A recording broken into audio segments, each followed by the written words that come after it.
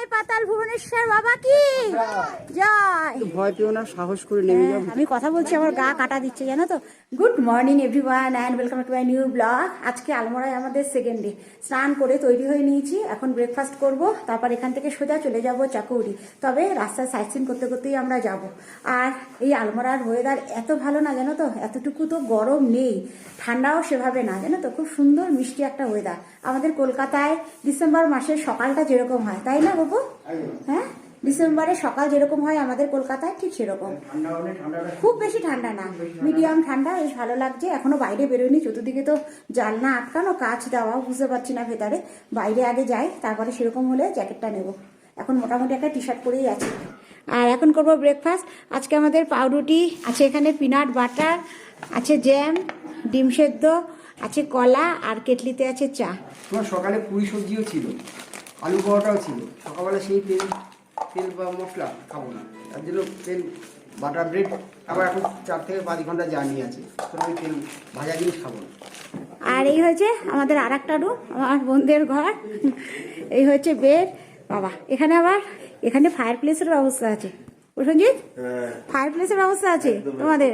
ঠান্ডা নেই তো, ওই জন্য আর জ্বালানোর দরকার হয়নি। তবে আমার ইচ্ছা আছে একবার নভেম্বর ডিসেম্বরে আসবো, হ্যাঁ, এটাকে জ্বালাও। নভেম্বর ডিসেম্বরে এসে এটাকে জ্বালাও। আচ্ছা, মানে এরও একটা অভিজ্ঞতা। হ্যাঁ, নভেম্বর, হ্যাঁ, বেশি ঠান্ডায়। বেশি ঠান্ডায়। চলো, আমাদের ব্রেকফাস্ট হয়ে গেছে, আমাদের গাড়িও এখানে রেডি, লাগেজও বেরিয়ে গেছে, জাস্ট উঠে পড়বো। ঠান্ডা ঠান্ডা লাগছে তোদের, জ্যাকেট ফ্যাকেট পরিনি কিছু? একটা হালকা একটা জ্যাকেট পরবো, না না, কিছু ঠান্ডা নেই। এমনি একটা কিছু হাতে রাখতে পারে। হ্যাঁ, ঠান্ডা লাগছে, ট্রলি বার করতে হবে তো। হালকা হালকা ঠান্ডা লাগছে। চলো, আমাদের লাগেজে লোড হয়ে গেল, জাস্ট এখন বাঁধা হবে। ওঠো ওঠো ভাগ্যা, ভাগ্যা উঠে যাও। চলো, এই জাস্ট আমাদের গাড়ি ছেড়ে দিল, যাচ্ছি চকৌড়ি। চলো, চকৌড়ি যাওয়ার রাস্তায় একটু গাড়ি থেকে নামলাম, যাচ্ছি আমরা চিতাই আলমোড়া মন্দির। খুব জাগ্রত একটা মন্দির, এখানে শুনেছি যে যা মনস্কামনা করে। ও কালু, কালু, ও কালু, ডোডে মেমোর আদর খাচ্ছে। চলো, আলমোড়ার এক জাগ্রত মন্দির, লোকের বিশ্বাস এখানে মনস্কামনা পূর্ণ হয়। লোকের এখানে মনস্কামনা পূর্ণ হলে পরে লোক এসে পুজো দিয়ে যায়। এই দেখো, সব লোকের মানত এইভাবে কাগজে লিখে এইভাবে পাহাড়ের মতো করে রেখেছে, দেখেছো? কেউ ঘন্টাতে ঝুলিয়েছে, কেউ নিচে এইভাবে রেখে গেছে। এবার এখান থেকে যাচ্ছি ঠাকুর দর্শন করতে। দেখো, এটা হচ্ছে পুজো দেওয়ার লাইন, আর এটা হচ্ছে ঠাকুর দর্শনের লাইন। এই ভেতরে হচ্ছে মা। আমি বাইরে থেকে ঠাকুর দর্শন করছি, তোমাদের একটু দর্শন করাচ্ছি। জয় মা, জয় মা, জয় মা। আমাদের ঠাকুর দর্শন হয়ে গেল। আর এই মন্দিরে না আসতে পারলে না, মনটা যেন তো শান্তি লাগতো না। এমনি না জানলে একরকম, কানে শুনেছি তো ভীষণ ভালো লাগলো, কিন্তু এখন যদি আমি লাইন দিতে যেতাম তাহলে আমাদের চকৌড়ি পৌঁছতে দেরি হয়ে যেত, অন্য সাইড সিনও হতো না। সে কারণে একদম মন্দিরের সাইড থেকে ঠাকুর দর্শন করে এলাম। এ দেখো, মন্দিরের একদম গেটের কাছে ঠাকুরের নাম করে পেলাম একটা প্রসাদ, একটা নারকেল, দেখছি জল আছে জানো তো, তুলে নিলাম। আমাদের এখন ব্রেক।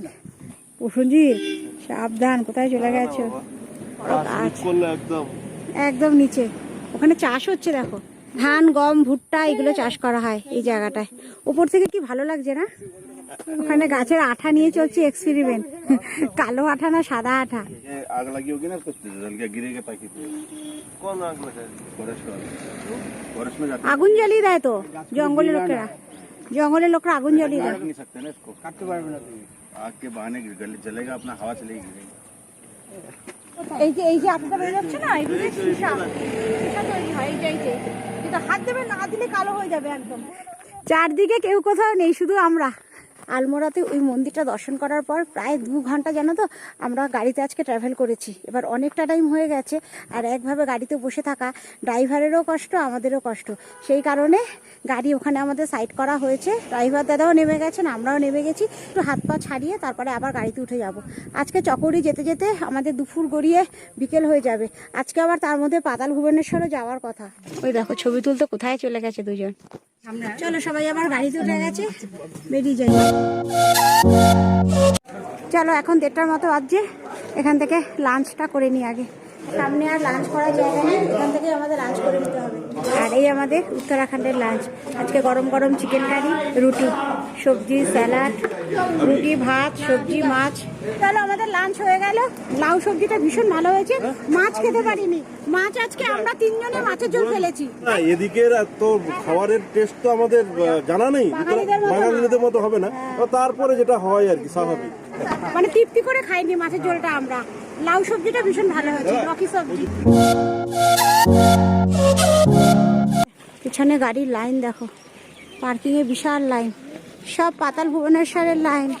চলো, এই জাস্ট নামলাম গাড়ি থেকে, এখন সোজা নিচে নামতে হবে আমাদের। যাচ্ছি পাতাল ভুবনেশ্বর। লম্বা গাড়ি পার্কিং, রাস্তার দু সাইডে।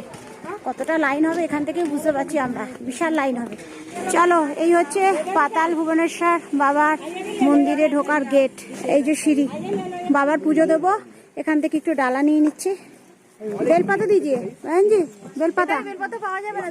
বেলপাতা নিয়ে ভাং পাত্তা, ভাং পাত্তা, ভাং পাত্তা দিয়ে বাবার পুজো হবে। চলো, জয় পাতাল ভুবনেশ্বর বাবা কি জয়। বাবু খুব সুন্দর ডালাও কিনে নিয়েছে। এখন যাচ্ছি একদম নিচে, সিঁড়ি দিয়ে নিচে। সব বাবারা নিচেই থাকে গো, কি গো? ওই ভীমশঙ্কর মহাদেব দর্শন করতে গেছি, সেও সিঁড়ি দিয়ে একদম নিচে, এটাও সিঁড়ি দিয়ে একদম নিচে। জয় পাতাল ভুবনেশ্বর বাবা কি জয়, পাতাল ভুবনেশ্বর বাবা কি জয়। কেউ বলে না, জয় পাতাল ভুবনেশ্বর বাবা কি। বাবা কিন্তু এখানে নিচে উঠেছে। আমাদের একটু কনফিউশন ছিল, ড্রাইভার দাদাকে জিজ্ঞেস করলাম, বললো পাতাল ভুবনেশ্বরের বাবা নিজে উঠেছে এখান থেকে। সত্যি পাতাল বলেছে যে আস্তে আস্তে নিচের দিকেই আমরা নামছি। সামনে আরো একটা গেট আছে বাবার মন্দিরে ঢোকার। এই যে বাবার মন্দিরে ঢোকার মেন গেট। ঠাকুর বোধহয় সত্যিই চেয়েছে, জানো তো, সেই কারণে আমরা আসতে পেরেছি। মানে এখনো দর্শন করিনি, জাস্ট ঢুকবো এখানে জুতো খুলে। কেন আজকে এই ট্যুরে আমাদের কোনো প্ল্যানই ছিল না যে পাতাল ভুবনেশ্বর আমরা দর্শন করব।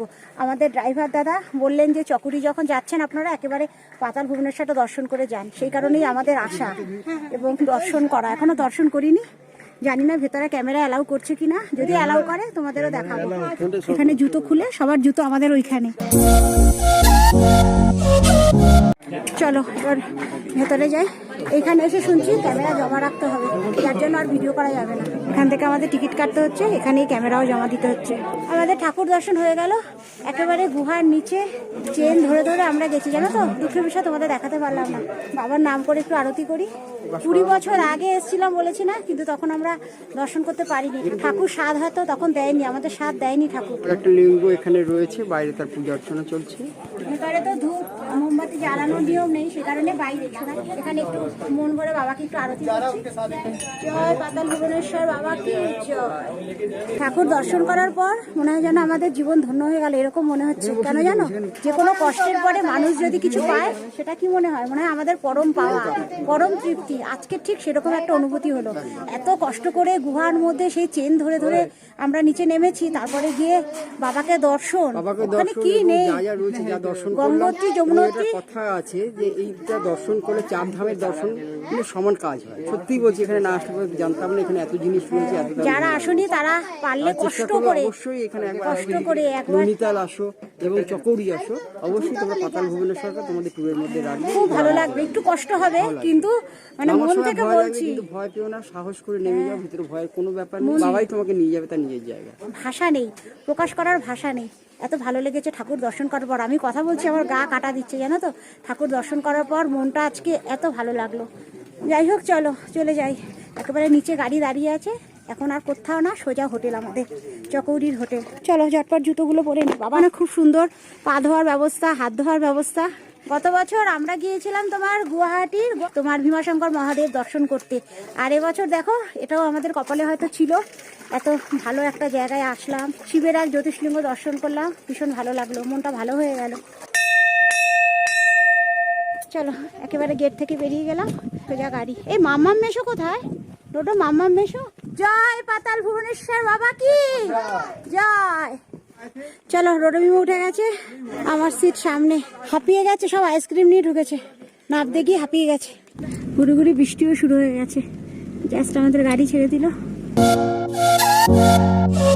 নেমেও পড়েছি গাড়ি থেকে। চলো, এই আমাদের হোটেল, হোটেল হিল কুইন। চলে এসেছি ওপরে। এই হচ্ছে আমাদের হোটেল, আর এই হচ্ছে আমাদের রুম। এই চকরির রুম আমাদের। দুটো বেড দিয়ে দিয়েছে ওরা, এখানে একটা আর এদিকে একটা। এই জাস্ট ঢুকলাম, এখনো ফ্রেশও হয়নি। ওদিকে আছে টয়লেট। এসেই চিপস মামা, এসেই চিপস, দুজনে এসেই চিপস, হাত ফাত না ধুয়ে। বাবা, গাড়ির জার্নি তো পুরো পাগলের মতো হয়ে গেছি, তাই না? চুল ফুল পুরো এলোমেলো। এই জাস্ট আমরা চকৌড়ি এসে পৌঁছালাম, এখনো ড্রেসও চেঞ্জ করিনি। এর আগের হোটেলটা যখন ছিলাম তখন মোটামুটি ওয়েদার ছিল, খুব ঠান্ডা না আবার খুব গরম না। আর এইখানে এসে ঠান্ডা বুঝতে পারছি, বেশ ভালো ঠান্ডা, জানো তো? এখন সোয়েটার বার করতে হবে। তার আগে আমার সোয়েটার কিন্তু লাগেনি, হালকা ফুলাতা পড়েছি, আমার হয়ে গেছে, তাই না? আজকে সন্ধ্যেবেলার পার্টি আমাদের এই ঘরে, তাই তো প্রসেনজিৎ? একদম স্ন্যাক। এইখানে চলে এসেছে আমাদের গরম গরম পাকোড়া। কি আর বলবো, মোদির জিত চা, এটাই আমাকেই করতে হবে। এটাই ভালো দিয়েছে। আর প্রসেনজিৎ এখানে চা সার্ভ করছে। আর আজকে আমাদের ডিনার একেবারে রুমেই, জানো তো? চলে এসছে এখানে আলু ভাজি, আছে ডিম কারি, ডাল, আর আছে স্পেশাল অমলেট।